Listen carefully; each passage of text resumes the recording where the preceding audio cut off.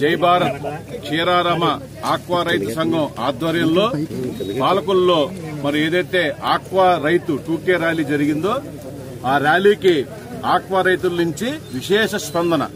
ఇటు కృష్ణా జిల్లా నుంచి, ఈస్ట్ గోదావరి నుంచి, మరి మా పాలకొల్లు నరసాపురం నియోజకవర్గం అన్ని మండలాల నుంచి కూడా పెద్ద ఎత్తున ఆక్వా రైతులు, ఆక్వా రైతు కార్మికులు, అలాగే ఈ యొక్క ర్యాలీకి మా ఈ 3 నియోజకవర్గాల్లో ఉన్న ఆక్వా డీలర్స్, మెడిసిన్ షాప్స్ కూడా అన్ని కూడా సహకరించి పెద్ద ఎత్తున ఈ విజయవంతం అవడానికి కృషి చేసినారు. ప్రతి ఒక్కరికి కూడా ధన్యవాదాలు తెలియజేసుకుంటూ, మరి ఈ రోజు మీకు ముఖ్యంగా మీ మీడియా సోదరులకి అందరికీ తెలుసు, ఏదైతే ఈ ఆక్వా సంక్షోభంలో ఉందో గత 3 సంవత్సరాల నుంచి కూడా ఆక్వా రైతు చాలా ఇబ్బంది పడుతున్నాడు. రాబోయే రోజుల్లో ఆక్వా చెరువులు చేసేందుకు కూడా ఏ రైతు ఇష్టపడే ప్రసక్తి లేదు.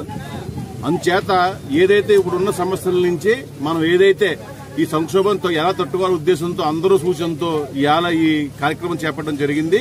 ఈ కార్యక్రమంలో మనం ఏదైతే మన విధానం ఒకటే, ఇటు కేంద్ర ప్రభుత్వం గాని రాష్ట్ర ప్రభుత్వం గాని అనేక సబ్సిడీ రూపంలో మనకి చేయవలసిన కార్యక్రమాలు ఉన్నాయి.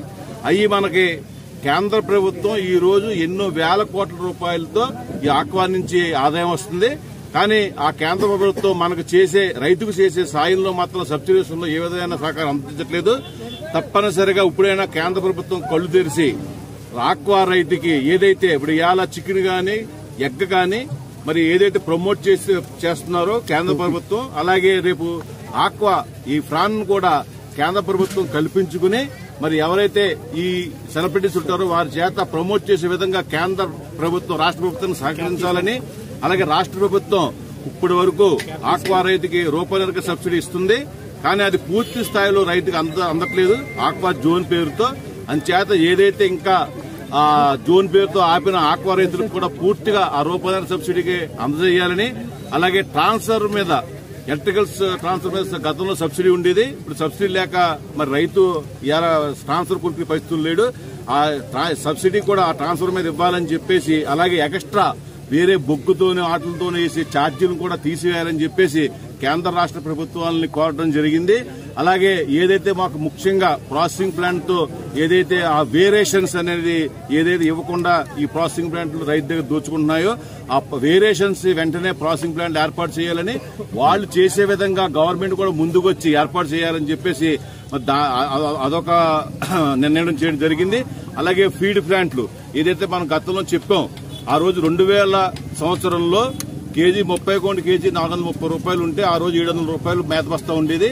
కానీ ఇవాళ 30 350 దిగజారిపోయి అదే మేత బస్తా ఇవాళ ఒక బస్తా 200 రూపాయలు పెరిగింది. అనేక ఛార్జీలు మరి పెంచేసి ఫీడ్ రేటు పెంచేసి ఇవాళ రైతు దనీయ పరిస్థితికి కారణమవుతున్నారు. అందుచేత వెంటనే కేజీకి 10 రూపాయలు ఫీడ్ ని వెంటనే తగ్గించాలని చెప్పి దాన్ని కూడా ప్రభుత్వం చర్యలు తీసుకోవాలని చెప్పేసి అదొక నిర్ణయం చేయడం జరిగింది.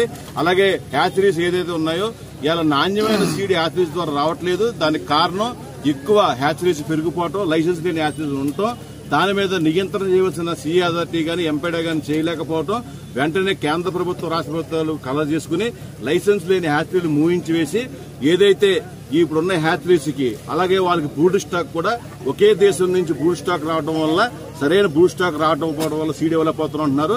అందుచేత వేరే దేశాల మీద ఉన్న బ్యాన్లను తొలగించి కేంద్ర ప్రభుత్వం వాళ్ళకి అత్యధికంగా బ్రూడ్ స్టాక్ వచ్చేలా కలర్ చేస్తే కనుక అత్యధిక నాణ్యమైన సీడ్ ఇవ్వడానికి వీలవుతుంది. కాబట్టి అలాగే కేంద్ర రాష్ట్ర ప్రభుత్వాలు కూడా చర్యలు తీసుకోవాలని చెప్పేసి అదొక నిర్ణయం చేయడం జరిగింది. వీడియోస్ కోసం ఛానల్ ని సబ్స్క్రైబ్ చేయండి, లేటెస్ట్ అప్డేట్స్ కోసం వాట్సాప్ ఛానల్ ని ఫాలో చేయండి అండ్ లింక్ డిస్క్రిప్షన్ లో ఉంది.